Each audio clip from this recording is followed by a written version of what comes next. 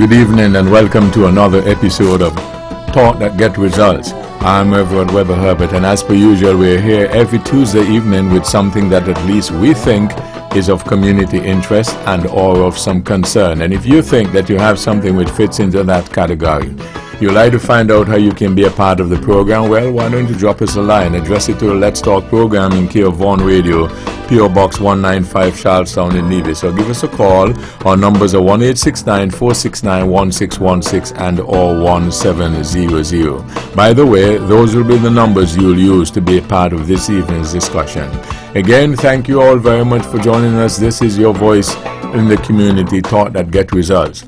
With regard to the participation in the show, we encourage you to call in on the numbers listed 1-869-469-1616 and or 1700. Here's a suggestion. You have a question or comment, perhaps you can get a pencil, piece of paper, write it down so you're well organized, and when you're getting on the show, you take as little time as possible so that we can accommodate as many of you as we can. We ask only, first of all, you respect yourselves and then respect others, because we will not accept anything we deem that's not within our broadcast standards, but we encourage you to always be forceful with your point. Thank you all again for joining us. Your voice in the community, Talk That Get Results. Tonight, Deborah Tyrrell, good evening. Good evening, Webbo. Good evening to my fellow panelists. Good evening, listeners. Thank you again, Webbo, for this opportunity to share my voice via this medium. Good evening as well to my fellow creatives, other dreamers, leaders, people who answer the calls when they come, positive thinkers. I just want to say good evening. The Honorable Spencer Brand, good evening. Good evening, Webbo, and a very pleasant good evening to my fellow panelists. Good evening to your hard-working staff here at Vaughan Radio.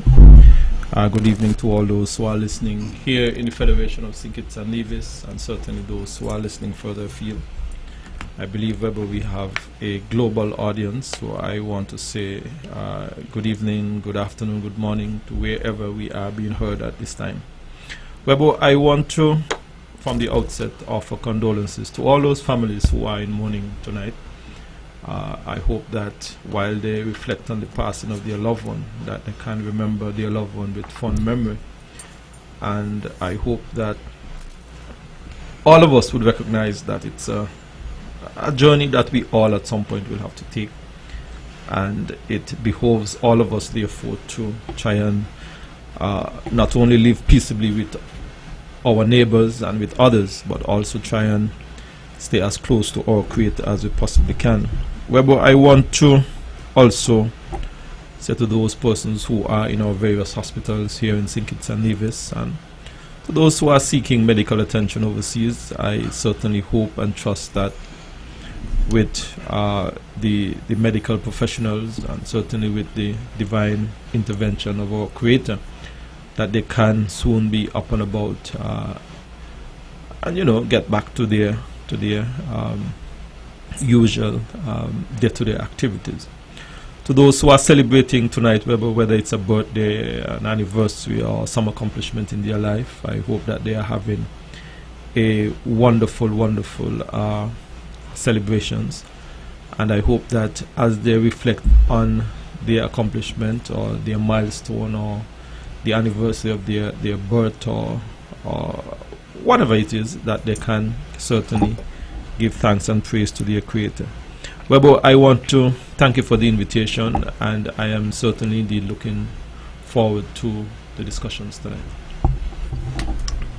Roger Fifield, good evening. Good evening, Webbo, and good evening to my fellow panelists. Good evening to all those who are listening and viewing via the various medium. We want to say a special good evening to you. This the basically middle of the month, middle of April. How fast this year has been going. Webbo, those who are celebrating birthdays, we wish them a happy birthday. Those who are celebrating anniversaries, happy anniversary. Those who are sick and shut in, we wish you a speedy recovery. Those in the hospital, we hope that you will recover the soonest also and be home with your family, friends, and loved ones. Those who are bereaved, we say condolences to you. We hope that you would continue to pray and God would give you the strength and the comfort that you so richly deserve. Now, Webbo, I want to hail up Michael Wise Herbert in England, who is listening. Good night to you. And Webbo, I want to encourage those who are listening and viewing to call into this program, as it's an interactive program. You can learn something from us and we can learn something from you. I want, and I'm hoping, as per usual, Webbo, that tonight would be a fruitful discussion. Once again, thank you, Webbo, for the invitation.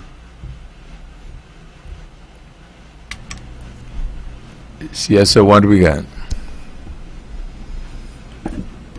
Webbo, today we listened to the Prime Minister's address to the nation and his 36 minutes presentation as to some of the challenges that we are facing here in the Federation of St. Kitts and Nevis.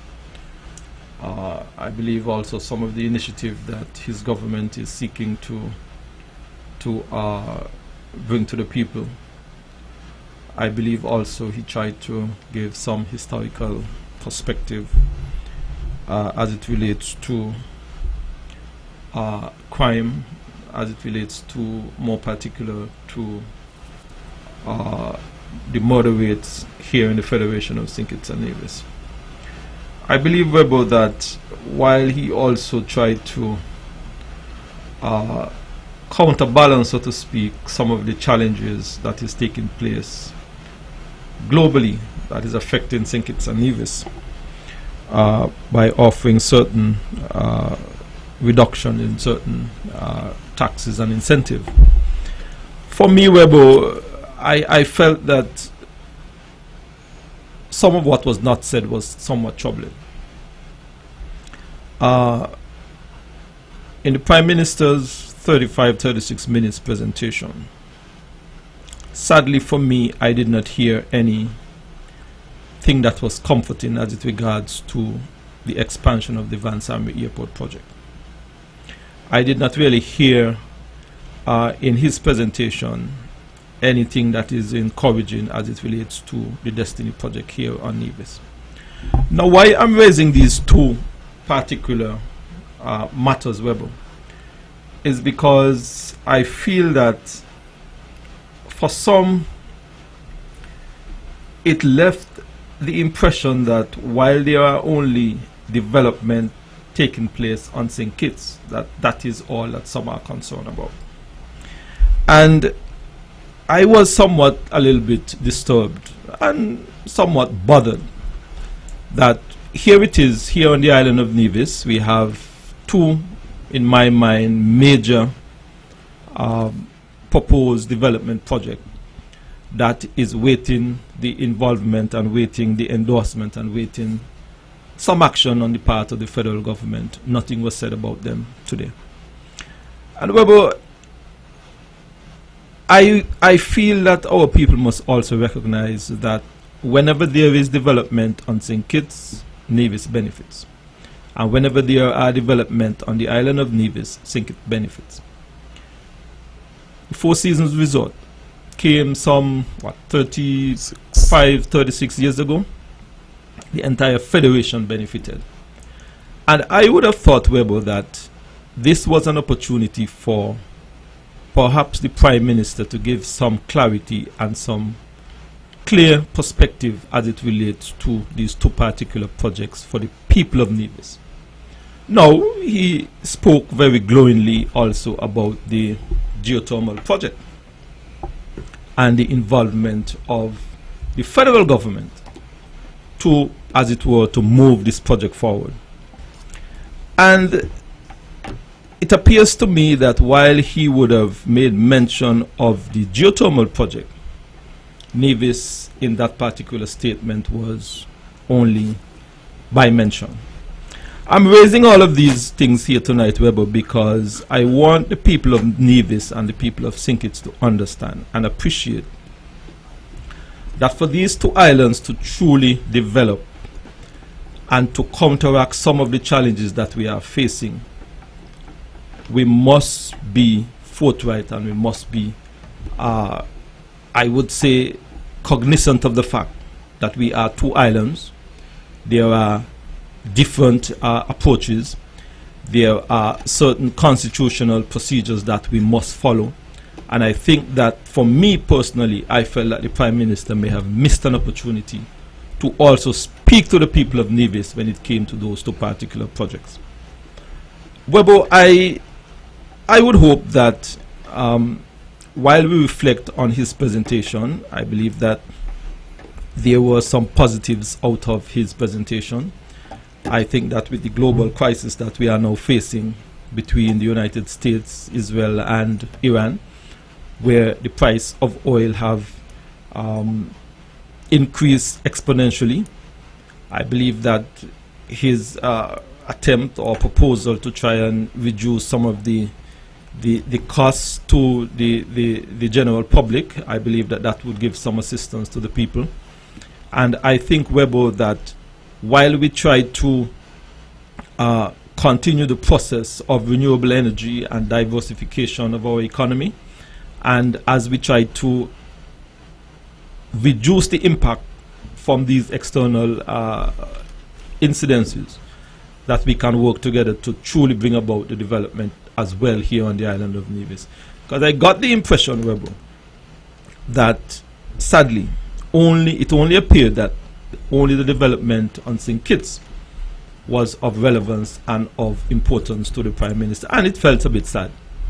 And I would hope, Webbo, that going forward that we can truly look at the total development of these two islands. I raise the airport project and I raise the Destiny project because I think that for us to seriously wean ourselves off of the CBI that he made mention of, that these are projects that I think can have great impact and give some great assistance to achieving that. Can I ask you a question? Sure. You're saying going forward, you hope that there would be some greater cooperation. I didn't retain the exact words you were saying.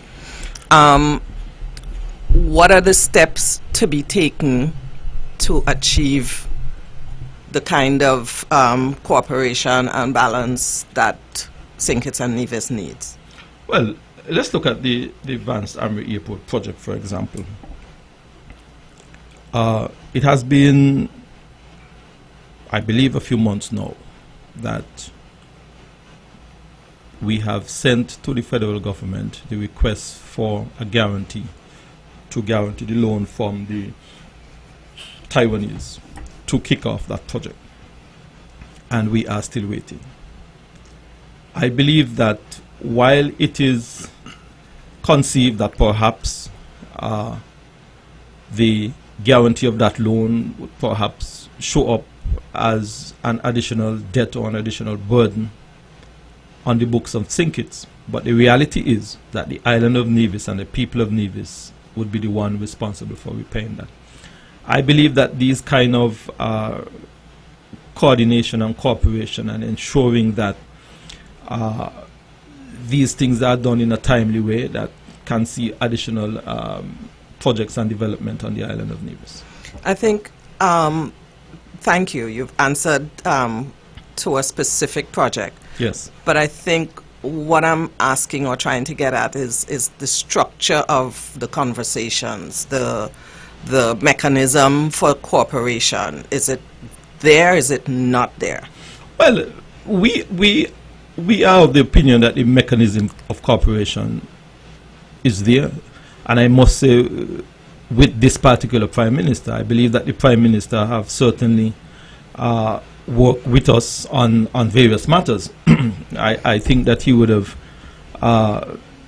gone, in my mind, above and beyond when it came to the geothermal project here on the island of Nevis. I believe all of us would recognize that that would also be tremendous benefit to both islands. I think that now that we are seeing the crisis that we are facing with the price of fuel, that the geothermal resource, for the benefit of all of the people of St. Kitts and Nevis, is of even more urgency and of more importance.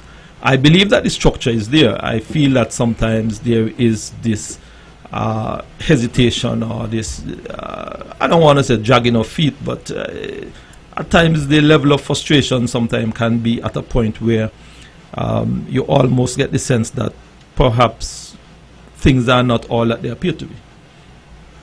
That was where I was I was getting to it. Like something is amiss. Something is amiss, and I guess it's about being able to put your finger on it, to turn it around or to not turn it around.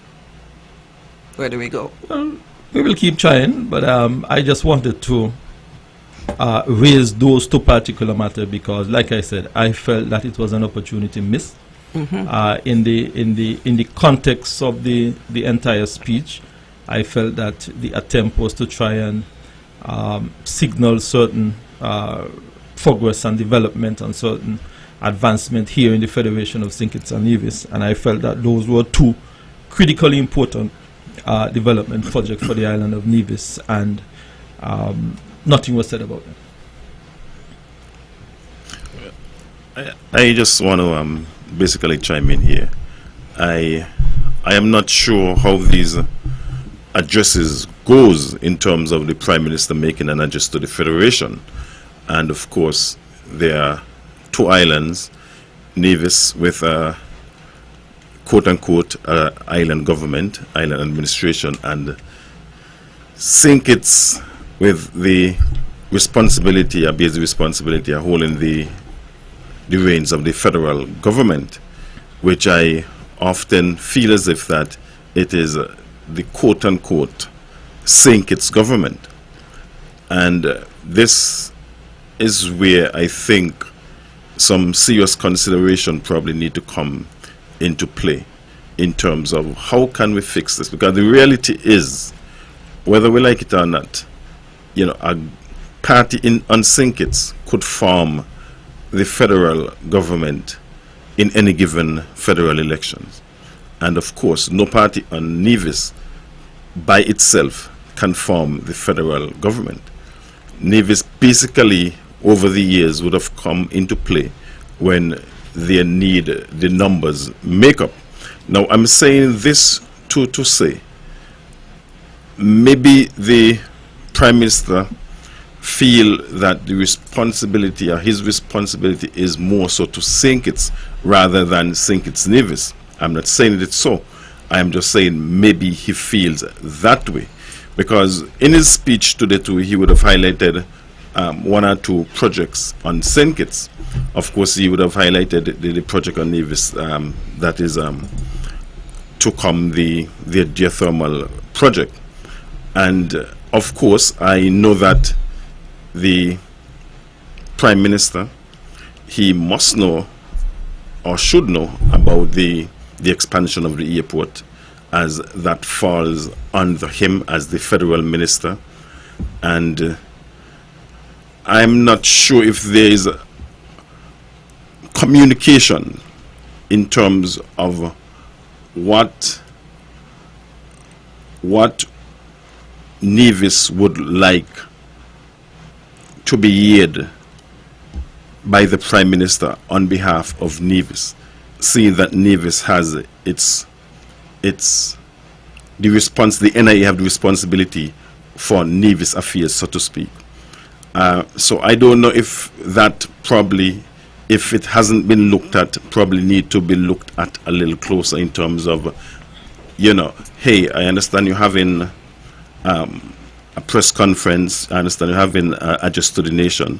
Well, hey, remember we have these projects in Nevis and we would like them to be at the fore, so we could feel a part, people could understand, as you rightly fully said, Mr. Brand, you know, when projects comes and it comes to St. Kitts, it benefit Nevis.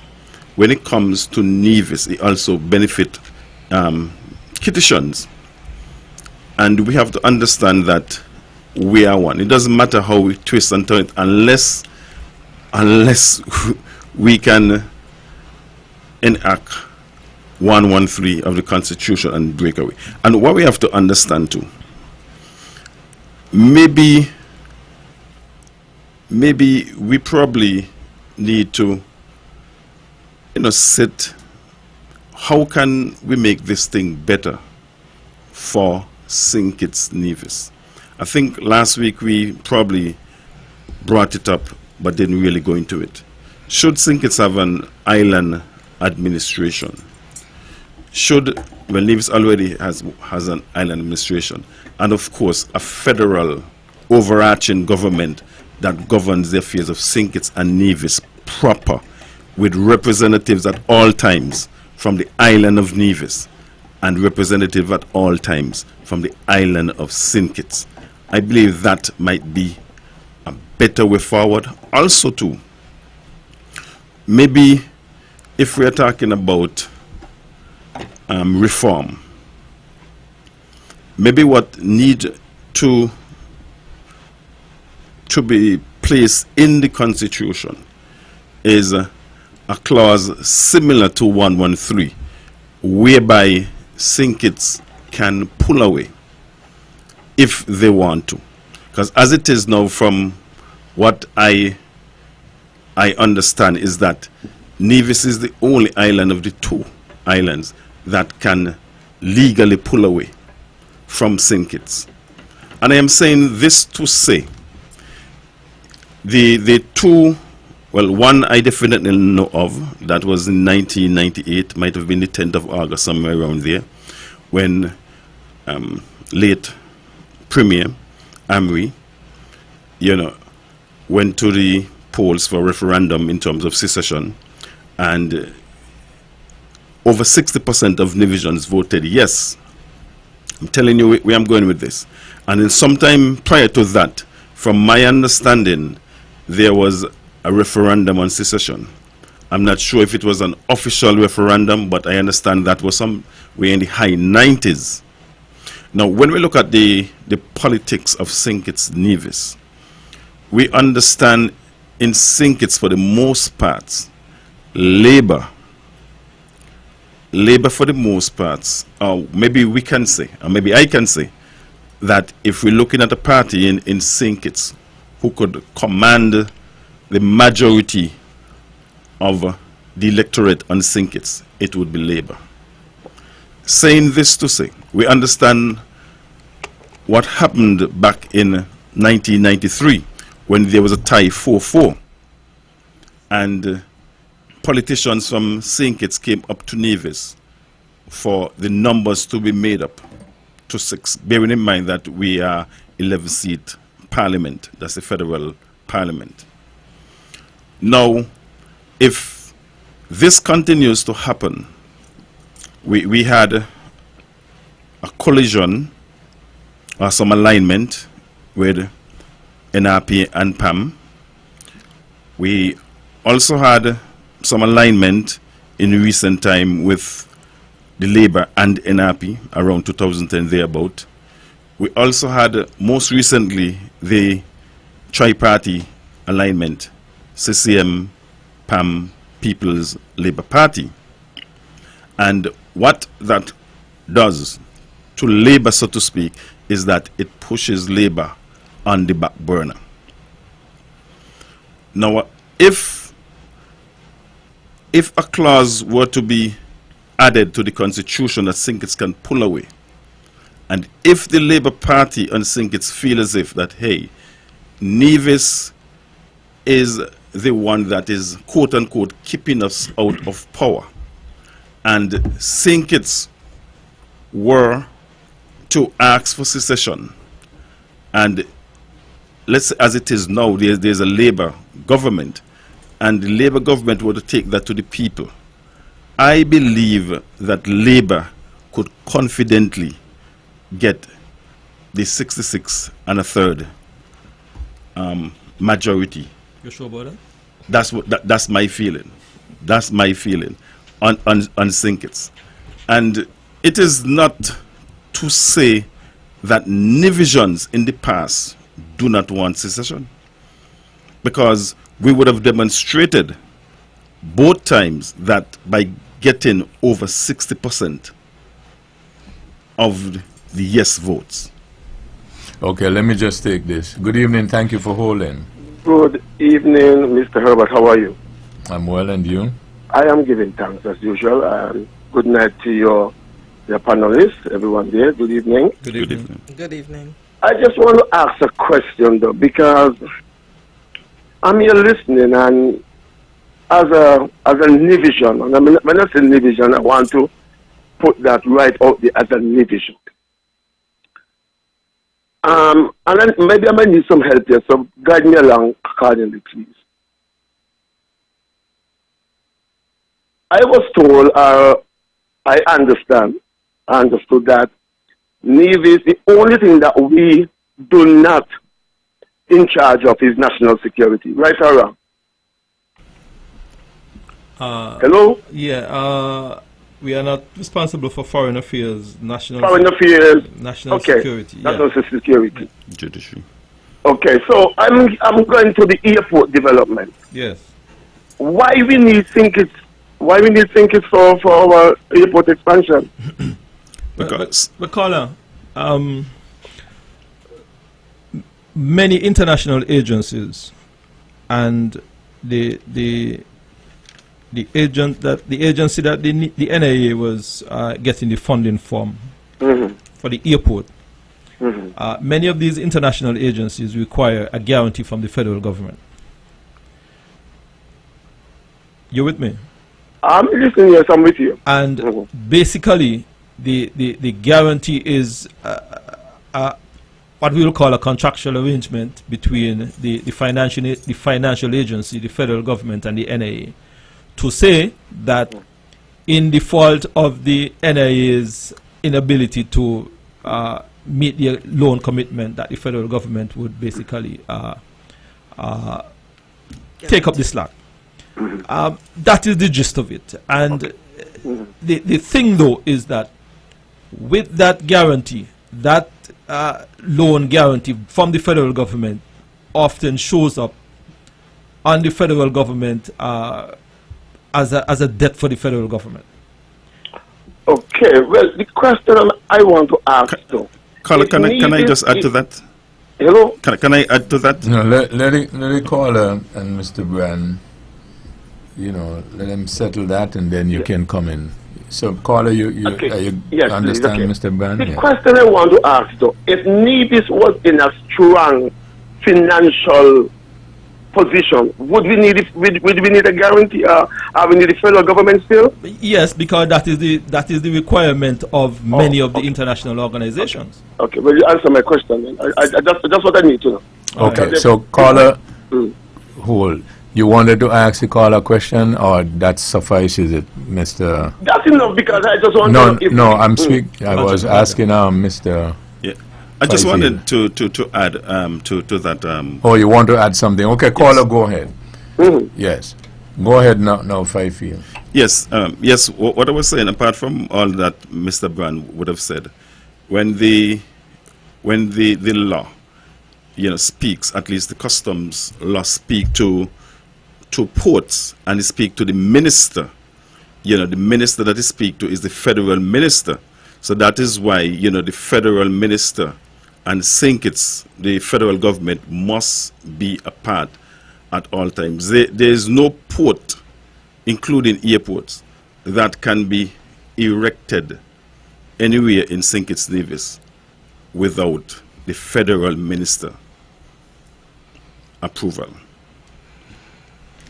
Okay, let me just take this. Good evening, thank you for holding. Good evening, Webbo, and good evening to your panelists. Good evening. In regards to the question that the caller just asked, that why Nevis will need a guarantee from the federal government. Just to add some more meat to the bone in regards to the question that Mr. Ben was trying to explain.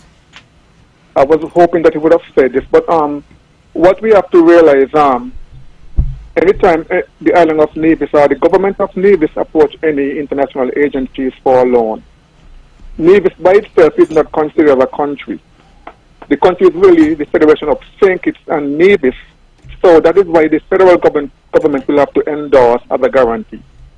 So no foreign agencies are going to accept no signature from a Nevis end alone. It has to be, on a country's behalf, which is the Federation of St. Kitts and Nevis. So I hope this answer will best, help the caller who asked this question. Well, Thank you. That's the additional bone, meat on the bone, caller. Okay, well, let me ask this. What is the issue here about this guarantee?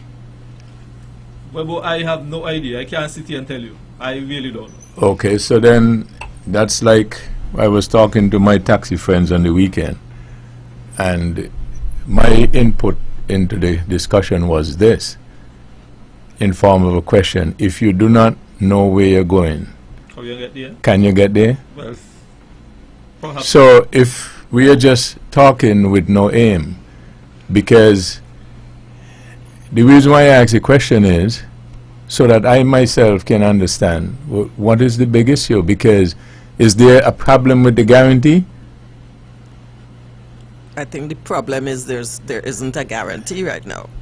Who told you that? Well, let me ask this.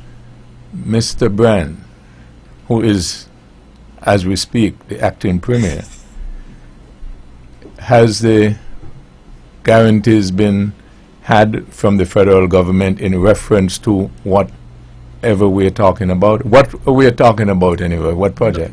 We are talking about the airport project. Okay, so have the guarantees been had from the federal government? As I sit here, not at this point. Okay, so that if you were to learn, because in a discussion I was told, in the discussion as I listened, that the Premier had said publicly that the federal government had signed, where the airport is concerned, the guarantees. So, to your knowledge, that's not correct? Well, I think that we need to, a couple things that we need to look at. So let's do that. There are basically three components in terms of the funding, right? The first component was the first component was the purchase of the lands. Yes. Right. That was the first component, where there are some lands neighboring the Van Samuel International Airport that we would have entered into an agreement, have that signed off, and get the money from National Bank through the involvement of the federal government. That was taken care of. Also there is a partnership. So that's one guarantee. That was one that was taken care of. Okay, good. There was also a private individual company that was willing to partner with the NIA to add some funding to the airport. And the third component was the... Now, before we go on to number 3, what's the status of the second component? The status of the second component is that that particular individual is just waiting for everything else to clear up, and then that will be signed off on. That is not really an issue. Okay, so right. Walk with me. So issue number 2, or guarantee number 2, is not at the stage where it is ready yet for the sign-in by the federal government? No, that does not necessarily require the involvement of the federal government. That is a straight... That does not involve... No, that is a straight arrangement between the NAA and that particular... So where guarantees are concerned, leave that out? Leave that out. Okay, and number 3. And the third component is the guarantee from the financing from the Taiwanese. That we have not been able to have at our disposal as yet. And that is what is holding up the project. Meaning what? That you said, walk with me, you said that funding from the Taiwanese, which is available and ready for signing. The federal government needs to give the guarantee for all of the T's and the dots to cross. Right. So the monies for the airport, which is being provided in the form of a loan, correct? From the Taiwanese. From the Taiwanese. Some of it, yes. Is available for signing by the federal government, but the federal government has not signed it as yet. Has not signed the guarantee, right? Right, but it was presented to them. Yes. And Did they give a reason? No, we have not received any reason as to what's the hold up. Okay, so if anyone to your knowledge Yes. were to say that it was put out there that whatever guarantees that the federal government were to sign to get the airport project moving, right? If anyone to say the federal government has done its part, then the answer would be no. Not totally. Not totally. Because, like I said, Webbo, they would have done the first part of it for the acquisition of the lands. Mhm. And this second part was presented to the federal government, the Taiwanese Yeah, aspect of it. Let me call How it. long ago that was? The exact timeline, I don't have the exact date, but it would have About been 5 years? No, Webbo. Okay. About 2 years? It may have been, it could have been late last year. I'll have to double So, check. I stand to be corrected. Maybe a few months. A few months, yes. Okay. And normally, things like that wouldn't take that long. No, Webbo, because and I go back to the geothermal project. Well, we're going to get to that, but sometimes I'm slow, so I like to deal with one thing at a time. To clarify Yes, the airport aspect of it, yes. to say categorically that normally once everything is in place, it doesn't take that long. So this seems unusual. This seems unusual. Okay, let me take this. Good evening. Thank you for holding. Good evening, gentlemen and lady.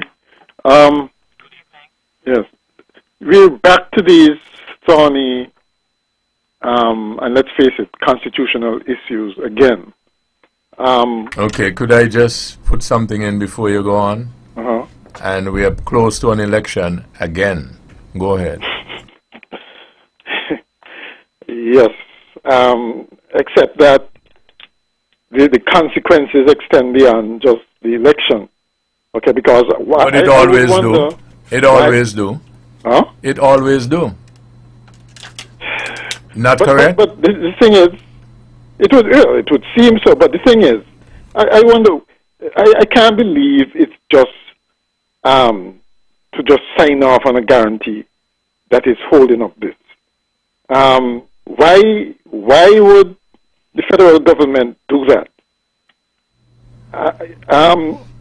I can understand in the case of the Destiny project, where they might want to make sure that whatever is done there does not impinge on federal responsibilities and so on. Caller, let me ask you a question. Is this the first time ever that you have heard, whether fictional or real, that the federal government in St. Kitts has not signed off on something in Nevis?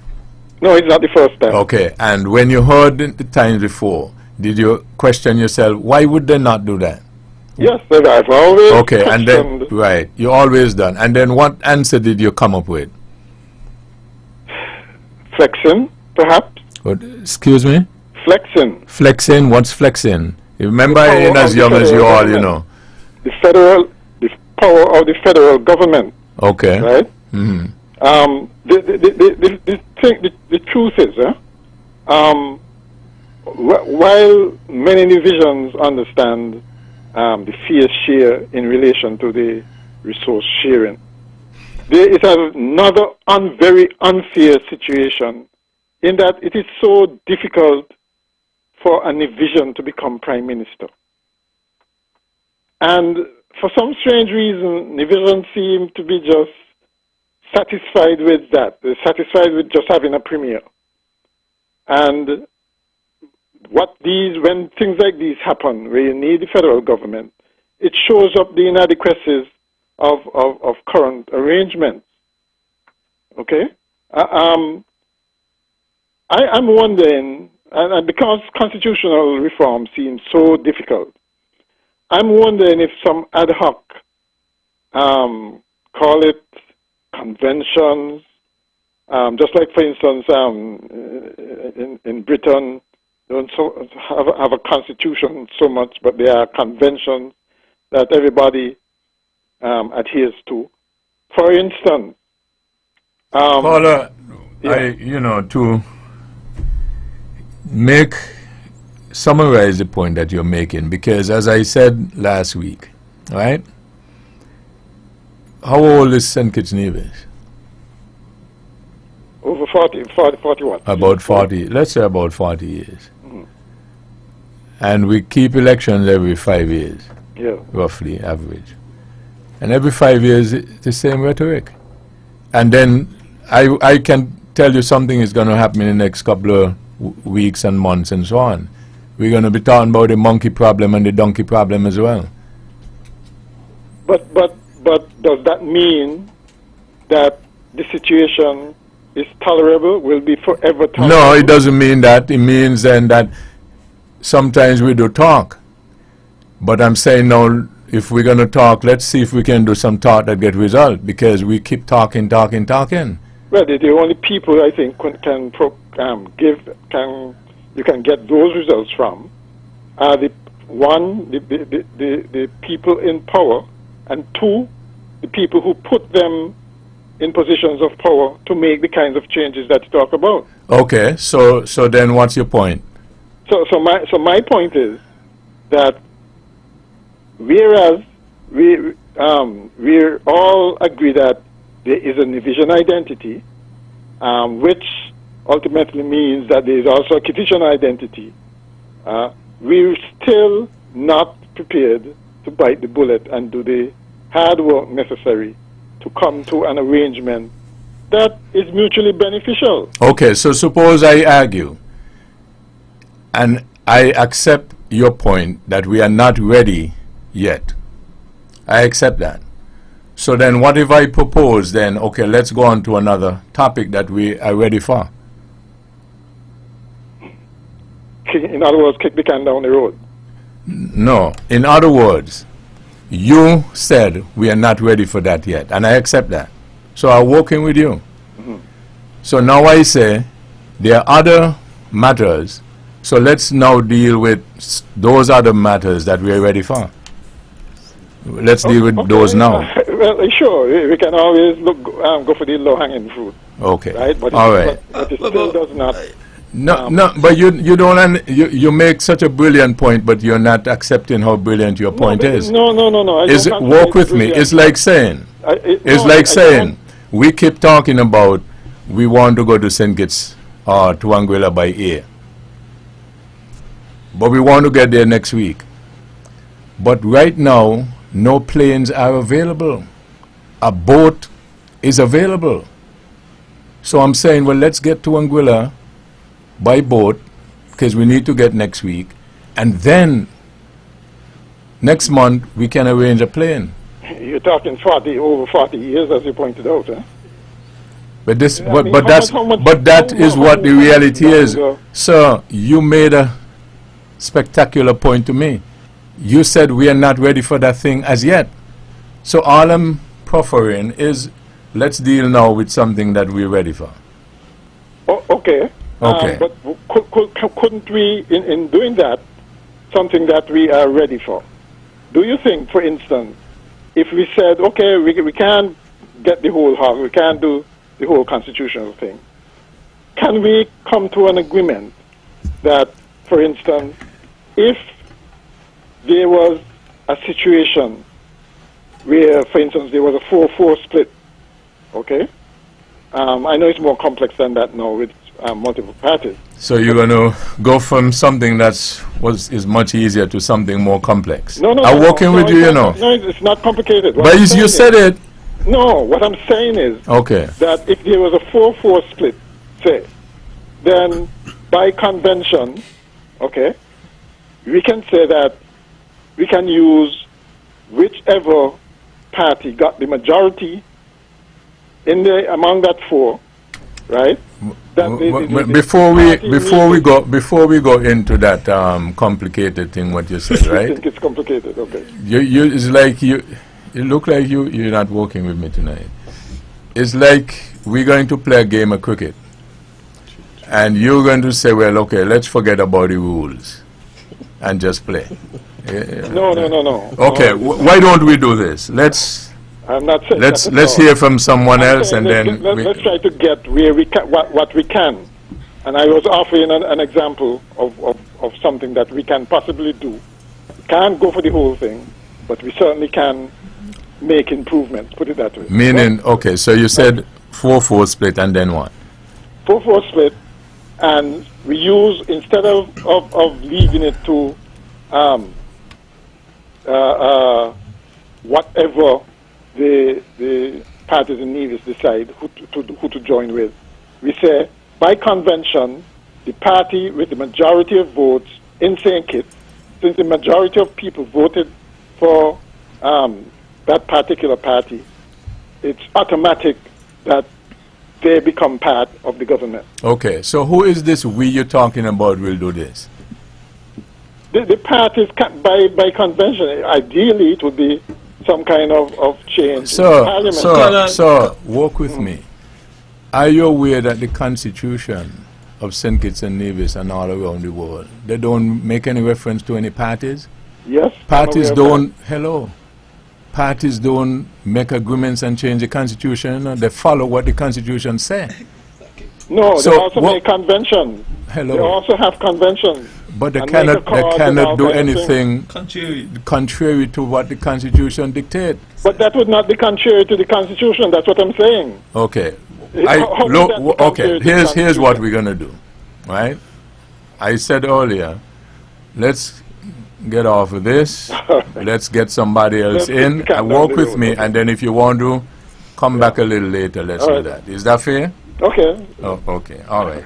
Brian, you wanted to say something? Yeah, I think you, at the end there, you really touched on the point that I was trying to get in on with the caller, because the idea of the convention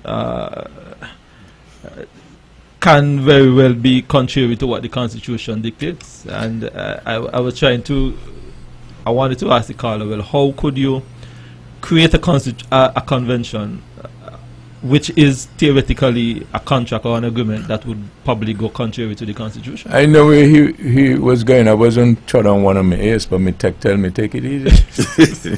They had something similar, called a Charleston Accord. And then when it started to think and so on, I said, well, that not been signed, that not been legal and things and stuff like that. I've been around a while, And the late Edric Stanley, he left one thing in the will for me. The desk where he had information on.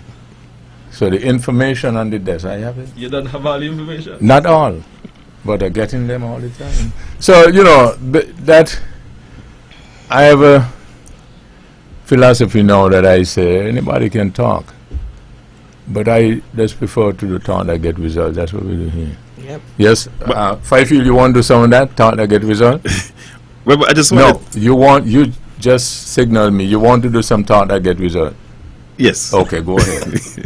Well, I just wanted to tell the caller that could have very well be a recipe for disaster. Meaning, if a party on St. Kitts get 4, and another party on St. Kitts get 4, and one probably gets 60% of the votes on St. Kitts, that party might be Party A. And if a party in Nevis gets, let's say, all 3, it necessarily means that party in Nevis would want to work with that party in St. Kitts who get 60% of the votes on St. Kitts. So that, to me, could very well be a recipe for disaster. I just want to weigh in something here. I think what we're all alluding to is a 40-year history of having a ball and chain. You asked Roger, what if St. Kitts had the ability to pull away? I don't know if that is what we really should be looking at in terms of who can pull away, how to pull away, when to pull away. I think the question is about defining, and you asked earlier about making it better. So I think the question really is defining what is better, right? And outlining all of the points that the population of St. Kitts and Nevis think is better than what we have now. I think it's going to take a lot of courage to do something like that. And I'm not so sure that we have courage among our elected leaders to get something like that started, right? Because I think the scenario that the last caller was referring to there about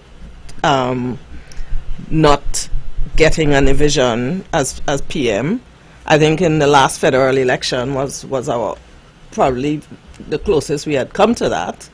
Or maybe in '93 we probably could have had a division as a PM as well. Yes. Right? But let me ask this. So getting division as a PM means what? All the guarantees will be signed? Well, work with me. All the problems that we're talking about will be solved, etc.? No, I'm asking the question about defining what is better for St. Kitts and Nevis. But how will we know that? Because because I think as a population, we have to define where we are now and where we want to be. So how will we do that? Because if you listen the official pronouncements of our leaders over the past recent years, until now, for instance, you never thought that there was a problem? No, I think there's always been a problem. is shaking his head in acknowledgement. You heard what I just said? They never thought there was a problem? If you listen the pronouncements of our leaders over the past recent years, you never think that we had this kind of problem that is raising its head all of a sudden again. But if, as you say, it's raising its head again. No, and walk with me. And we have the tapes to support it. Exactly. We have the tapes to support it. That didn't seem to be any problem. So that is why I'm asking you, how do we know there is a problem? Any given day. So that's what we have to find out first, because if you don't know what a problem is, can you solve it? High five you? You look like you're afraid to talk tonight. No. Of course, you have to be able to find the problem to solve it. Okay. This is why I asked earlier about the structure and the procedures, in going through this thing with the guarantee, because something can't all of a sudden be amiss, right? It can't be that the normal practices wasn't applied in this instance, but it was applied in the last time, and so flexing, as the caller said. Here I don't know what flexing is. Here's something to consider. If you heard the Prime Minister today, and he spoke about the update in the geothermal. Brilliant report. Bran the acting premier is throwing his arms in approval, correct? I'm following you. I'm working with you. Go ahead. Right. And if you listen to his explanation, the same rules, the same constitution, the same people, etc., exist. So I think, some of the times we must be honest in our debates. I like to make the analogy or the point that sometimes, in a debate, all of us do it. We tell a lie to win a point. And further down the debate, that same lie causes us to lose the whole debate. Mm-hmm. And I have a feeling that is what is, eating out at us. Bran. Well, I want to go back to something that Deborah said a while ago, where she said where we are now and where we want to be. And I believe, Webbo, that it is quite evident that there is a desperate need for quote-unquote energy independence here in the Federation of St. Kitts and Nevis. The cost of doing business from fossil fuel, the cost of operation and manufacturing and all of that continue to be of major concern for both islands. And here it is where we are now. We are seeking to be quote-unquote energy independent up to a point where NEVLEC and St. Kitts Electricity Company finding it extremely difficult to continue at the rate of the cost of fossil fuel to provide energy for the public. And because of where we are now in that kind of situation, there has been this unprecedented level of cooperation and collaboration on the geothermal project since Dr. Joe have come into government. Now, I want to put that in context as to your words, where we want to be.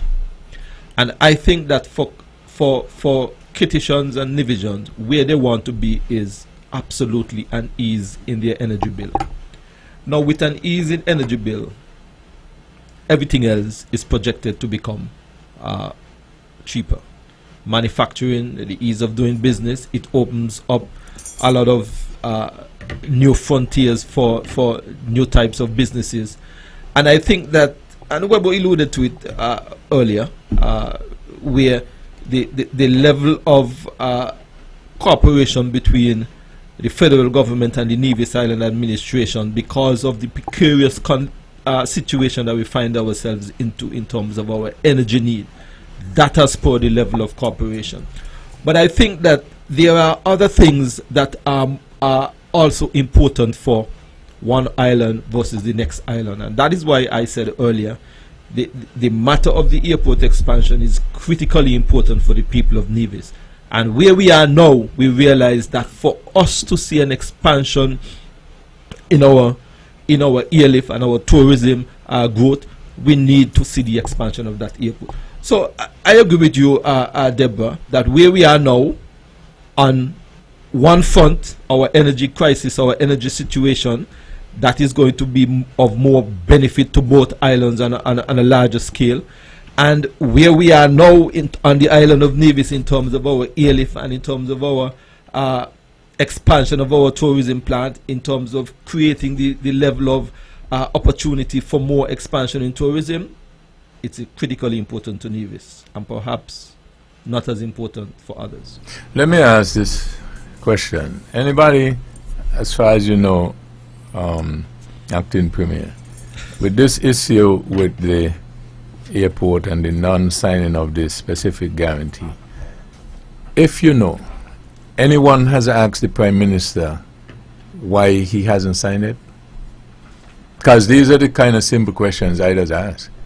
Webbo, from what I am aware of, I know that the Premier of Nevis have had some conversation with him on that, and based on the response, not that I'm disclosing the intimate conversation, that he was working on it. Okay. And you know whether or not the Premier is comfortable with that, or you ask him or suggest he working too slow or something, you know? I am aware that he is of the view that he's working a bit too slow. Okay. But he's working too slow on that, but he's working fast on other things. Yes, sir. Okay. That is why you see, I think that sometimes we have positions or power, and we try to maybe access and get all of it, even that which don't belong to us. And I know that it is important, especially when you're representing people, to act in that manner. Because if I'm representing our panel here, and our objective is to get certain things done, And I'm not telling them what is what and everything and so on. I don't know how you expect to get their support in supporting me. Let us use a big word, especially around election time, called transparency. Right? The big words always confuse me. Right? When you're representing people and you feel that you don't have to tell them anything because you know so much and you know everything, and then you find yourself in a roadblock, now trying to explain to them, we're going to have a problem. If I feel, Yes, Mr. Herbert. your fans and them are listening for you, you're very quiet tonight. Well, Herbert, back to the conversation that Brian had there. I think Well, that... let me take this first. Good evening. Thank you for holding. Good evening. Good evening. Webbo. Hello. Yes, you're on the air. Could you go ahead? Yeah, you probably need to ask Zook. I listened to his program last week, and Friday and the Friday before, and you probably understand why the federal government is not signing the what they're looking to sign for. Enlighten us.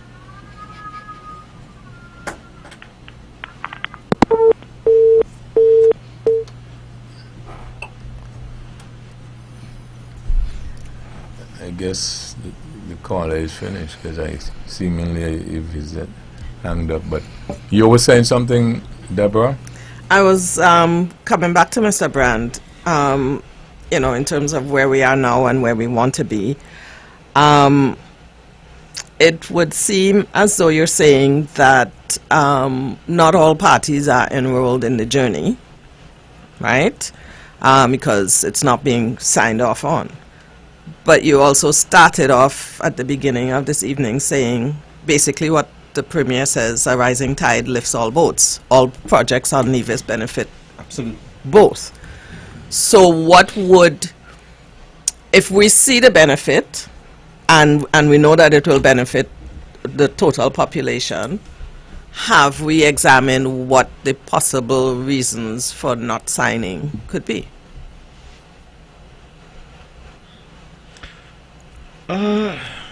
We are somewhat a bit baffled as to what that reason could be. What I would say, in my opinion, is that it comes down to benefit. Yep. Who does it benefit? When we look at the geothermal, and we have to be realistic here, based on the evidence that has been put forth, the geothermal is going to benefit all on Nevis and all on St. Kitts, even though that the wells would be dug here on the island of Nevis. Both islands would be benefiting. Means that the cost of living would go down on both islands. Both islands would be flourishing because of that project. Now, when we look at the airport, in my humble opinion, you look at the airport, who is going to benefit? It's going to benefit Nevis more, which means more airlift is going to come into Nevis. A possibility that less airlift goes into St. Kitts. Also the possibility that all those jets that are parked in St. Kitts and the owners come over to Nevis, to their villas, they would now be parked in Nevis. So who would be benefiting from those monies, those fees to park? Nevis would be benefiting directly. Go ahead. So hence the reason why I believe when we really look at it, I believe it comes down to benefit. Hey, who this is going to benefit most? What I'm going to tell my constituents, because we have to be realistic here.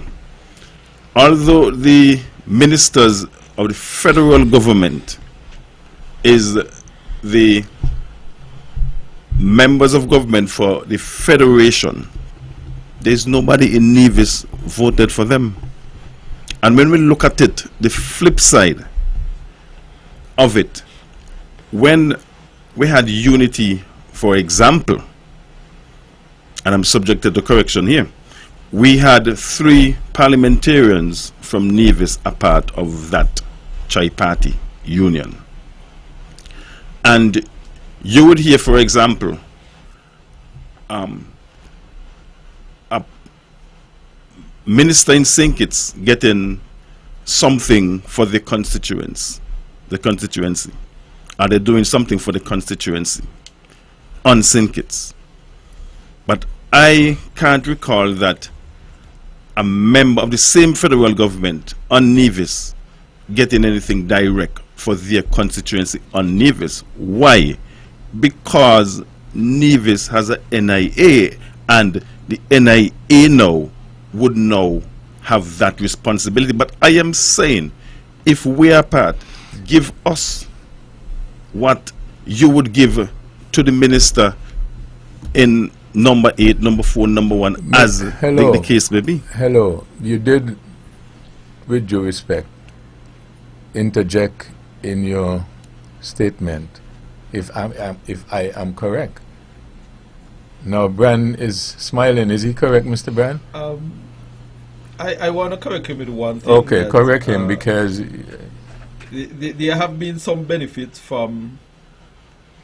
I remember one project in particular. I think it had to do with some shade houses or something like that. Where I can't remember. I'm trying to rack my brain to remember the exact number.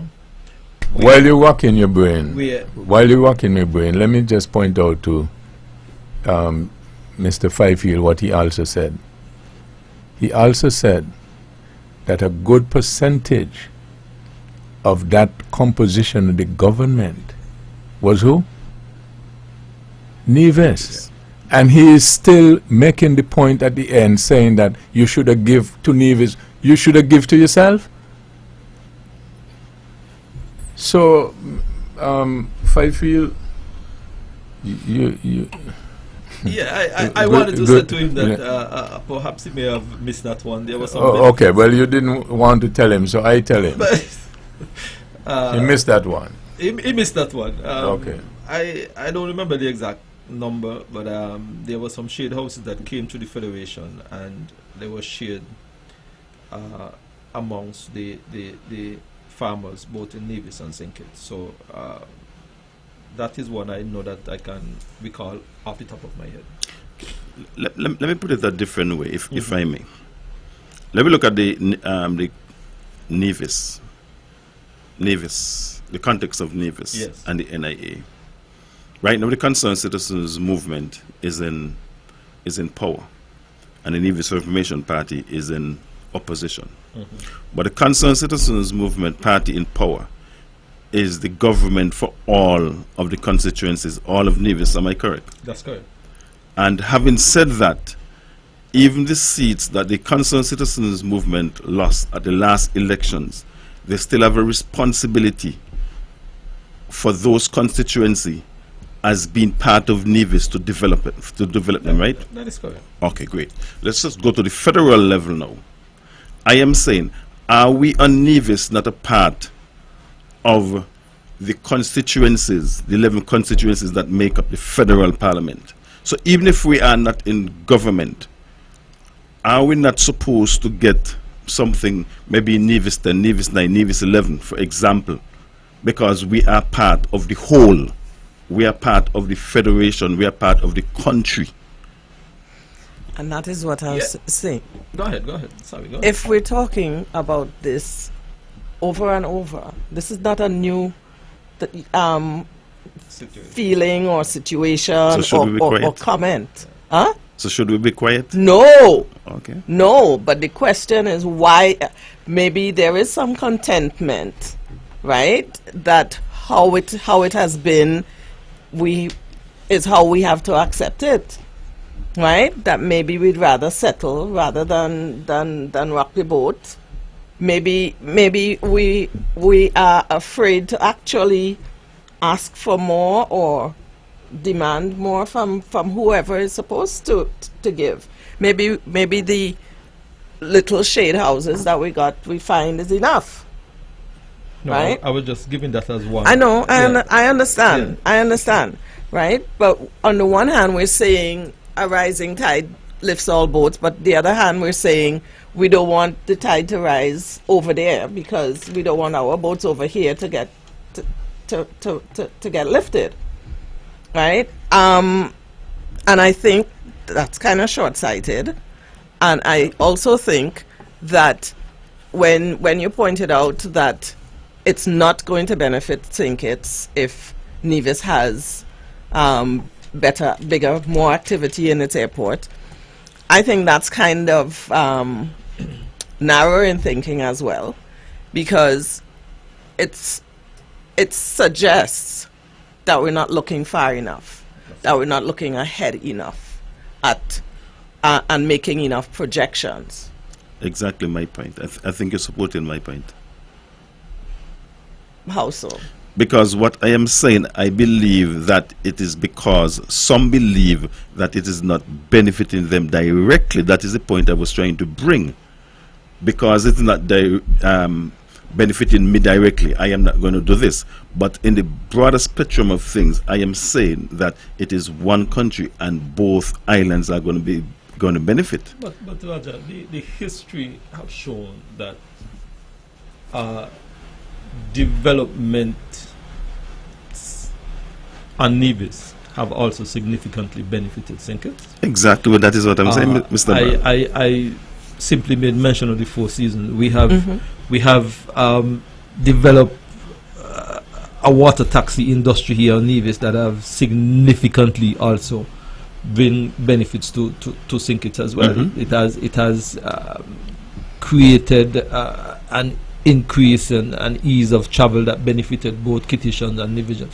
So I think the idea of, and if that is the thinking, then it's unfortunate, because I feel that if it is that we can't see certain developments on St. Kitts, on Nevis, that can also, I'm using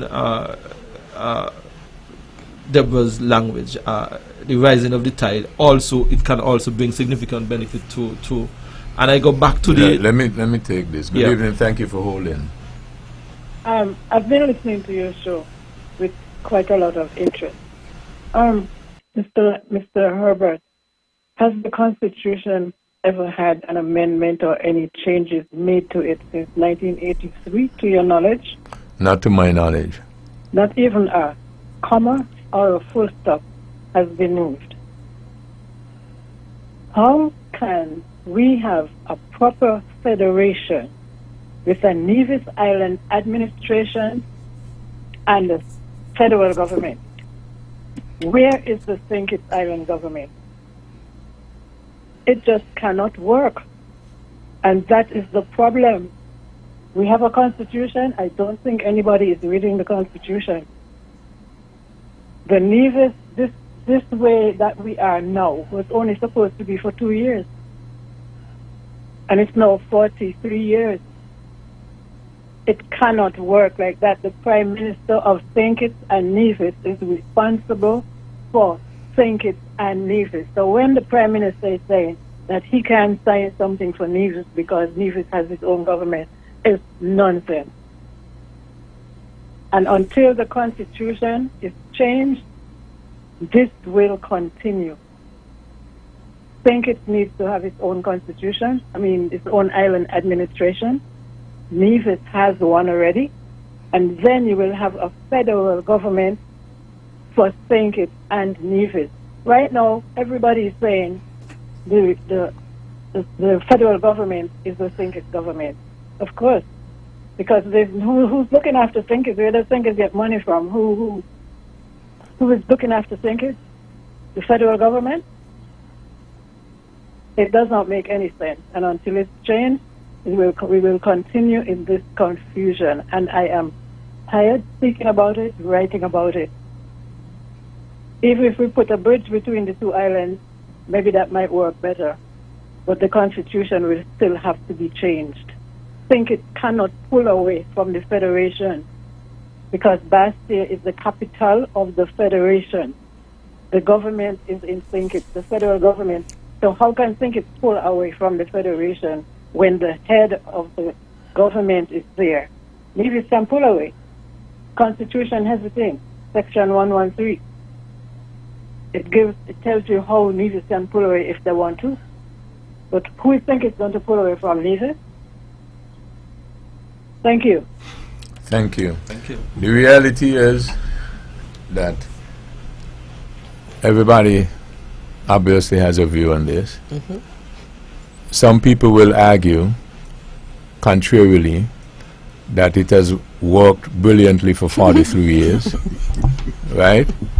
And if you don't believe me, hold on until September 19th, around that time, and then you will hear about it.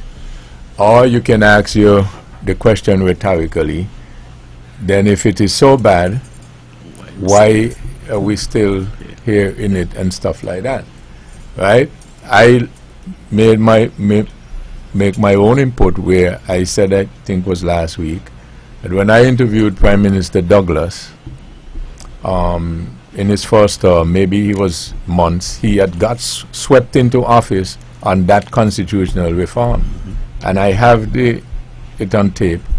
So, Dr. Douglas, why do I get the feeling that next time around we'll be talking about the same thing? And he assured me we won't. This is 40 years later. Or so, not 40, but 30-something. 20-something, almost 30. Right? So I suppose that is what it is. And some people evaluate it is the game that the politicians play all the time. And that's why I pointed out this is a season for it once more. Constitutional reform, etc., etc., etc. And then depending on the topic, then you're going to hear the same players talking about how beautiful things are. Good evening, thank you for holding. Yes, I was piqued by the explanation as to why possibly the federal government is slow on the airport. That is that it's going to be competition for the airport in St. Kitts. And if that is in fact so, really and truly, what do you expect the federal government to do in those circumstances? It's not necessarily going to be so, because as a practical example, off the bat, I think there's more traffic in St. Kitts, and if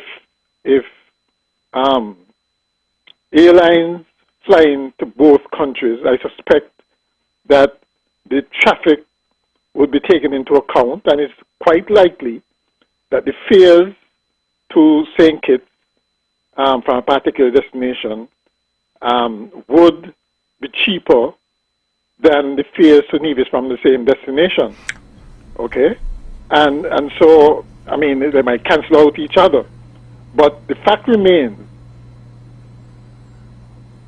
that whereas the geothermal seems to be not so much in competition, okay, but the airport is, that might actually explain what is happening here. And well, let me ask you this. Let me ask you this then.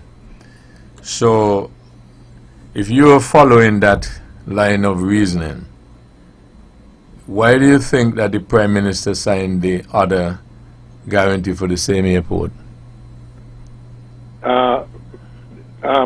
Which other guarantee? Mr. Brand had explained earlier. Oh, so he didn't sign the Taiwanese one, you're saying? Right. Not I saying, Mr. Brand said. So, I know it's a word you didn't want to hear, but again, I say it might be flexing. That, okay, well, that was enough. I signed a guarantee of such and such. That is what I consider to be adequate or reasonable. So, you're not suggesting that the Prime Minister was being very calculating by knowing that, well, I will sign one for $1, but I know when the one come for $5, I won't sign that and I can't. You're not suggesting that he did that. You know that all politicians are calculating. No, I wasn't talking about all politicians. I was asking you about the Prime Minister, and I was asking about a specific situation. And you're asking me if he wasn't calculating, and I'm saying that I'm sure he will be calculating the pros and cons. Okay. All right. I got you. All right. Mm-hmm. Let me just get a quick break and come right back. This is Thought That Get Results. 1-869-469-1616 or 1700 for your phone calls. We'll be back right after this.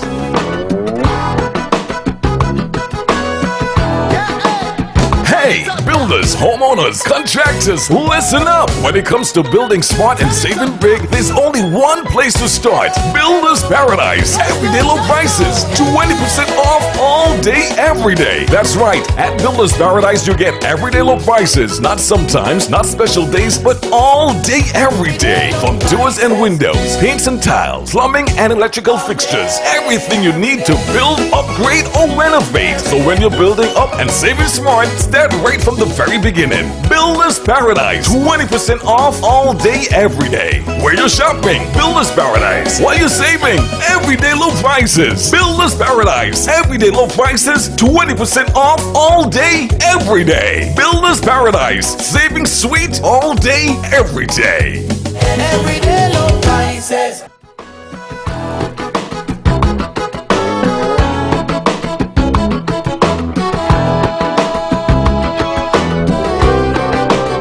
Back on this episode of Thought That Get Results.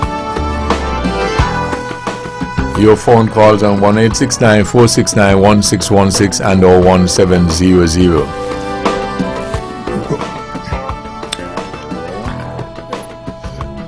Roger Fifield, Deborah Tyrrell, and the Honorable Spencer Brand.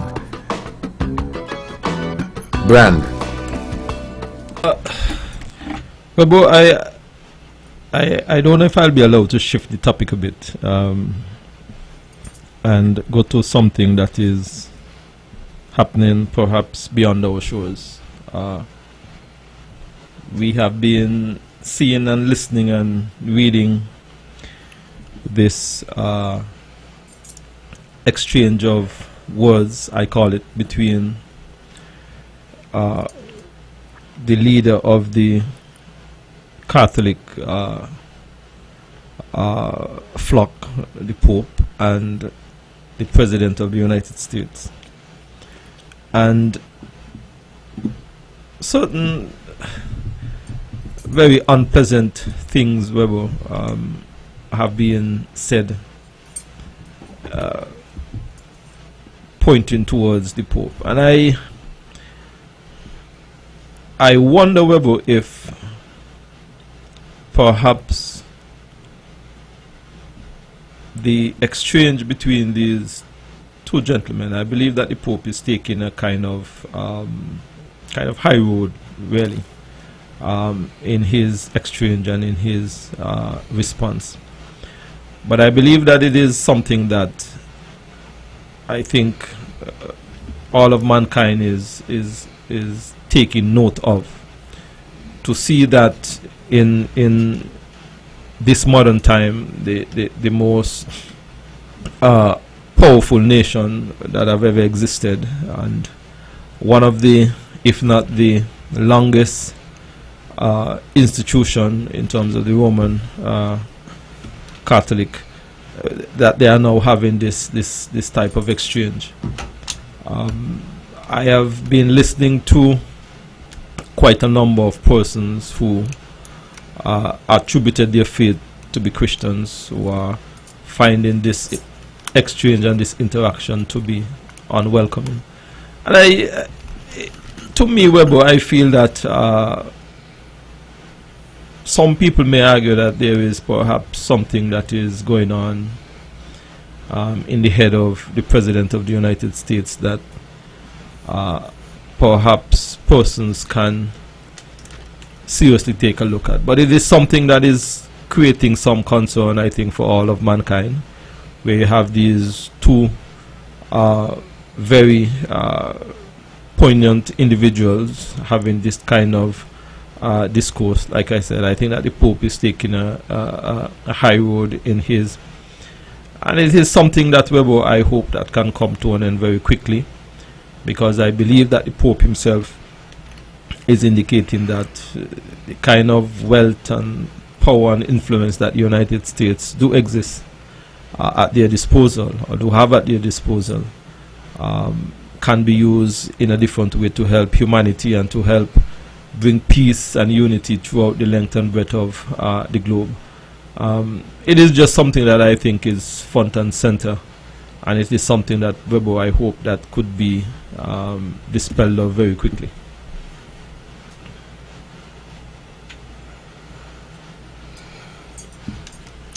Yeah, Webbo, I want to concur. I believe that, these two gentlemen, one possibly the most powerful politician and one the most, quote-unquote, most powerful spiritual leader. And both, coincidentally, are from the same place, that's America. And I would want to believe that, persons worldwide are looking up to both gentlemen for guidance and direction. And, sagas like these, are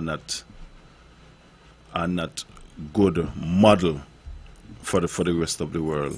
Those of us who are looking on and looking up to both gentlemen. So I would want to believe that the sooner, the better. From what I just quickly looked through, the Pope criticized President Trump on the war. Do we know exactly what the criticism was? I believe that he was basically trying to encourage that the United States should be more aligned to peace and looking after humanity than getting themselves involved in war and that kind of thing. So that was where I believe that this whole thing. That's where it started. Yeah. And President Trump believes that he should not put his nose into those kind of affairs. Interesting. Because, of course, the Pope commands the ear of quite a large audience, right? Mm-hmm. The Catholics. All. Okay, so it's a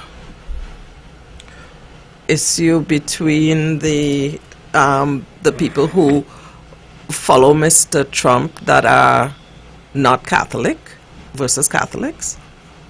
Well, I wouldn't really say it's an issue between Catholic per se. I believe it's I think that the Pope has kind of angled it in such a way where he's trying to encourage, quote unquote, the most powerful nation on earth to be a lot more compassionate, be a bit more considerate. With your level of influence and power, you should be seeking to spread the mantle of peace rather than and that's the position and the angle that I believe that, and I think that is where we've had this back and forth, and so it is something to watch, and like I said, I hope that it can be done away with very quickly. As Roger said, both gentlemen are from the United States of America. So this Pope is very much in tune with what is happening inside of that country. He's not an Argentinian, he's not a man from Africa or somewhere. He is right from the trenches, so to speak, so he understands and he can speak the same English and the same language that, so I believe that he comes across as a different, he cut from a different metal, so to speak. Good evening, thank you for holding. Yeah. Isn't it a bit ironic that in medieval times, before kings and so on decided to go to war, they had to get the blessings of the religious leaders, who basically had to declare that the war is just. And we're now in these modern, supposedly more civilized times, and you have been quite the reverse.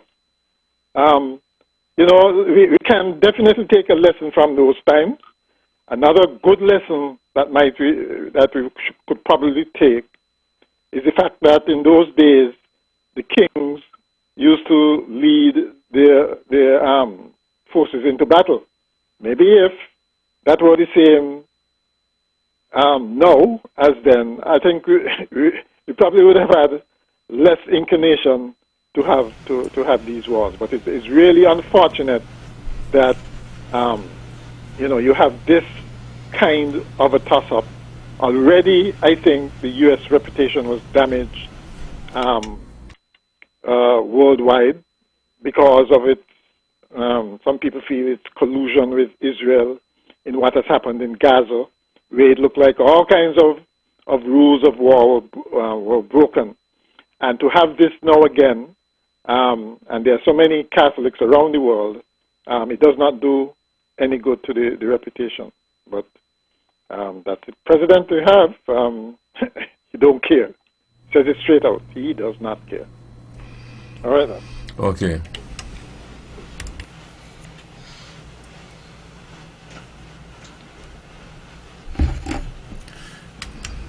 Good evening. Thank you for holding. Good evening. You're on the air. Good night, Webbo, and good night to your panelists there. Good evening.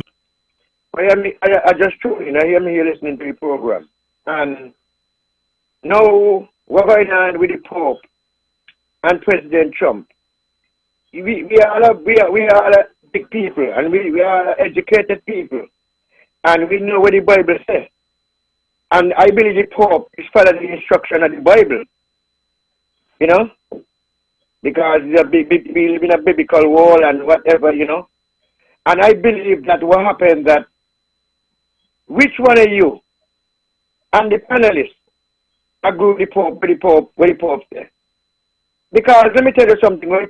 This world, we got war, we got this, we got that, we got thing, and some of the politicians, some of the leaders, them don't come out to speak out against what's going on. Some of them keeping them mouth shut because they're afraid of America. But the Pope come out and the Pope from America and talk blatantly against what's going on in what Trump is doing with whatever war he created and whatever. And this is thing that we supposed to follow because the Bible prophecy said these things can happen. And the Pope, no, the Pope is a spiritual man. He's a Bible man. He follows the Bible because that's the only thing they do. I made to understand because I made to understand the Pope in other ways. He ain't children and those things. And the only thing they do, they follow the Bible, they follow the instruction of what's going on in the world, and the Bible prophecy and whatever. So I believe that what Trump is doing is because it's Satan and a part of the biblical thing happening right now. A part of the Satan side, the Pope and the Lord side, and the Pope is trying to represent the people who getting ill, getting dead, getting all kind of thing, and have no home and all kind of thing because of the war. And I believe that, I spiritually believe that the Pope is making sense with what he said. You all have a wonderful day. May God bless. Thank you, you as well.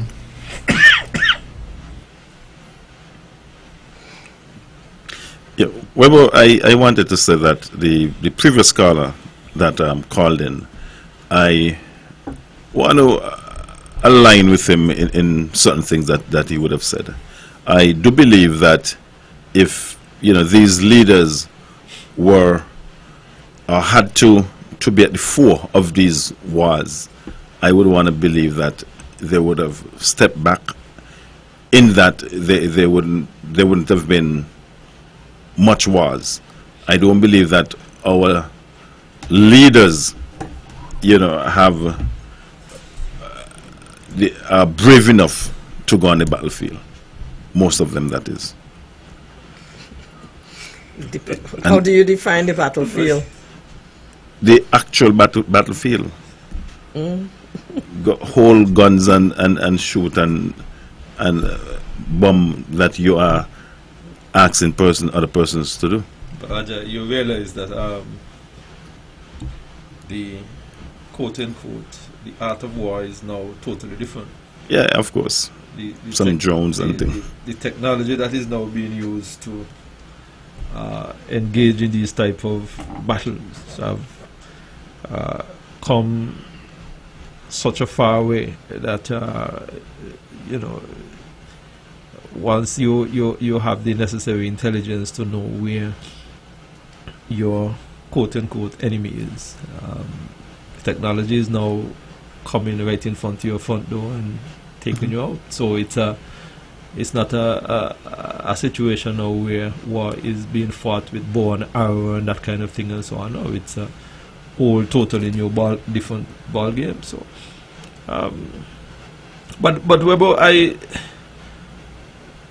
as we are talking about war, this continued situation there again in Iran that continued to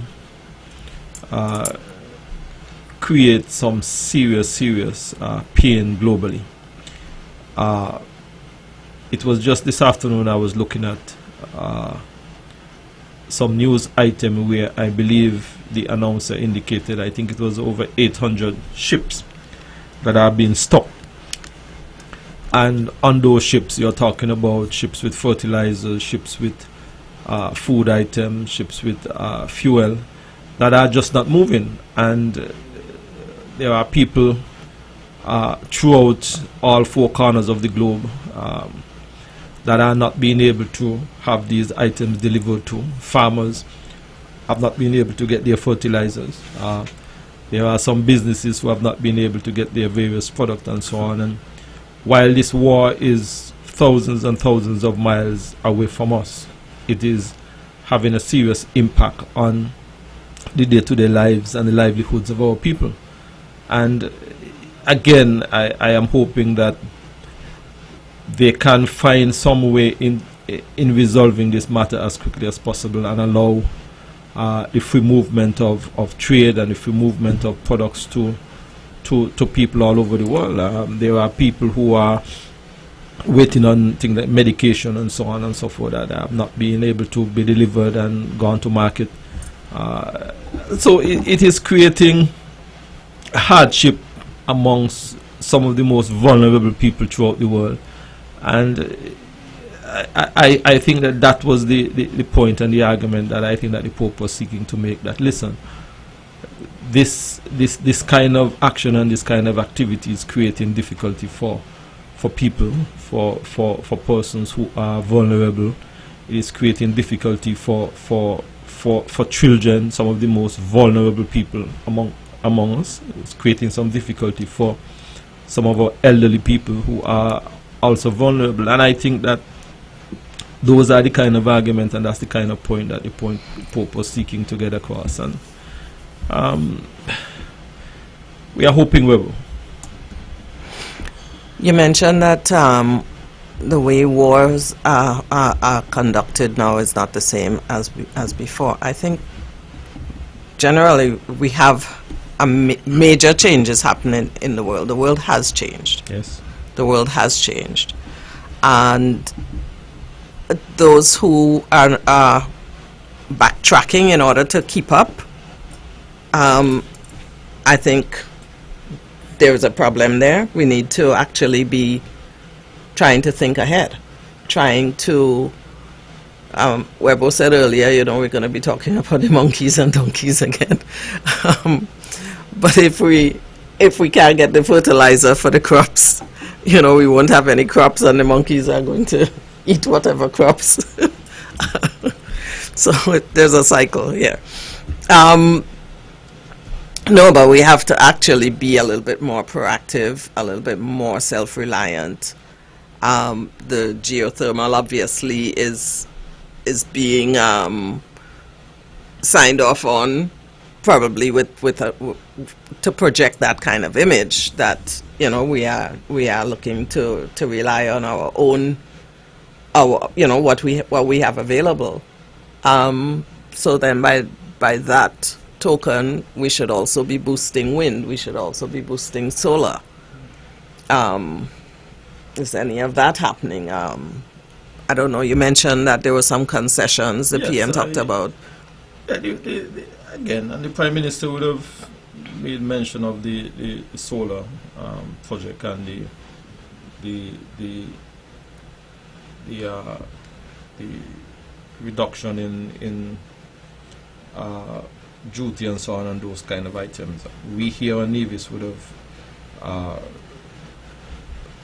implemented an incentive for these type of vehicles on Nevis. So the thrust towards the utilization of solar is very much in line with trying to make us a sustainable state, in trying to make sure that the persons who are interested in bringing in solar panel can do so at a much reduced cost. So that incentive is there. Are we also still tying, because maybe we could find a way to look at okay, the existing model, what I'm trying to say, the existing model with electricity is government provides electricity, individuals pay government to provide that. And I think legally we have to be on the grid. You cannot be off grid in this federation. I don't know if the details of it, but maybe that is some advanced thinking as well that we could be looking at to actually reduce the number of people or the number of services on the grid, and then be able to provide for those within on a smaller budget, and encourage off-grid as much as possible. You mentioned earlier about people getting an ease on their bill. That seems to me like it would be a solution. It would also create new opportunities, new jobs. Well, what I would say is that eventually, once you have these solar that is producing and having excess, that excess can in fact come back into the grid, and you get a credit on you. So that is something that would definitely have to come. You can excuse me, you can encourage people to put in all of these infrastructure and have it all for themselves, because there are times when your own system is going to go down, your own system is going to go off grid, and then the system that is already hooked into the system can help to augment and offset. So that eventually would come.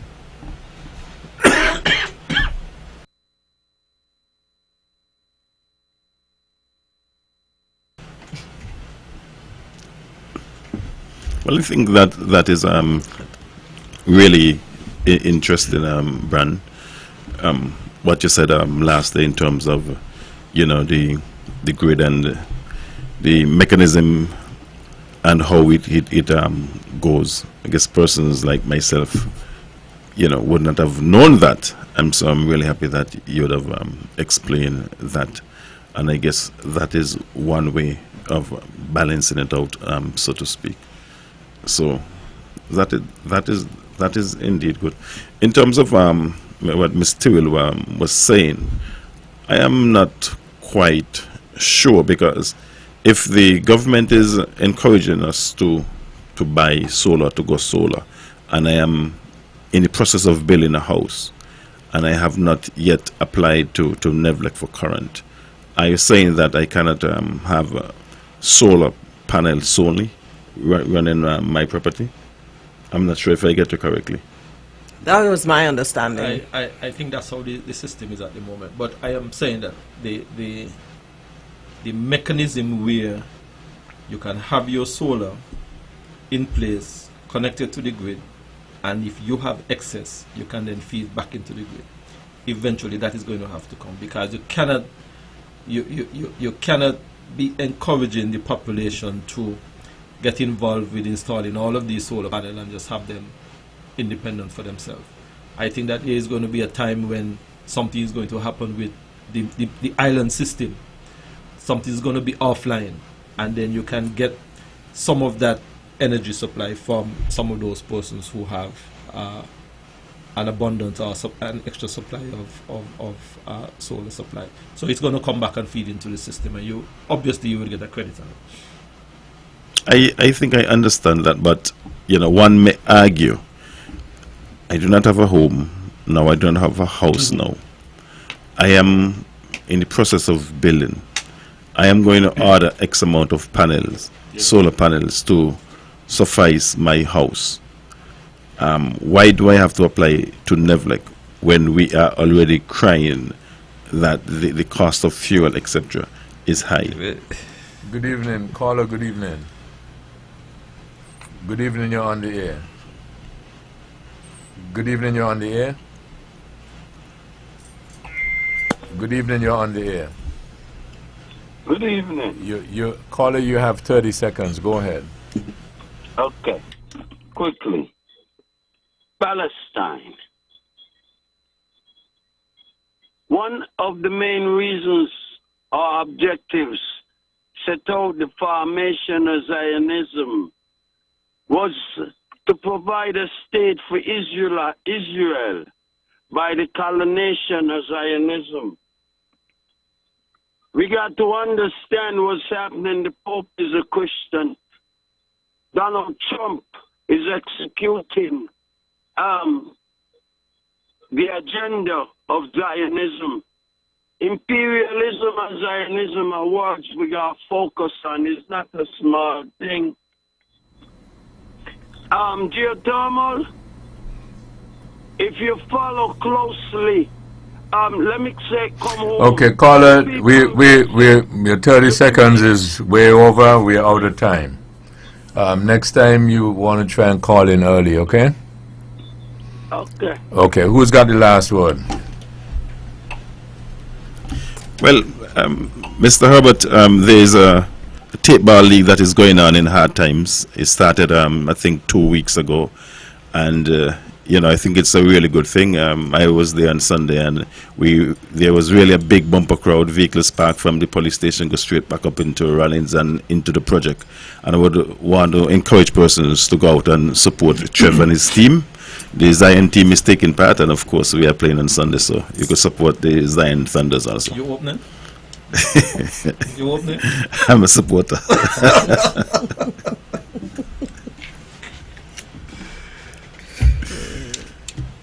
Well,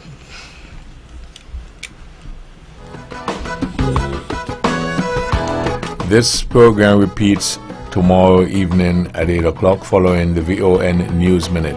Join the Honorable Mark Brantley tomorrow evening at 8 o'clock for On the Mark. Join Keith Scarborough on Thursday evening at 8 o'clock for Government at Work. A place where you can spend all of your evenings right here on Vaughan Radio.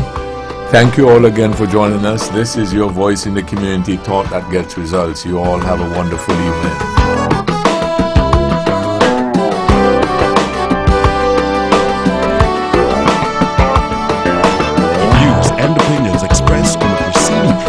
Solely those of the participants and do not necessarily reflect the views of Nevis Broadcasting Company Limited or its advertiser.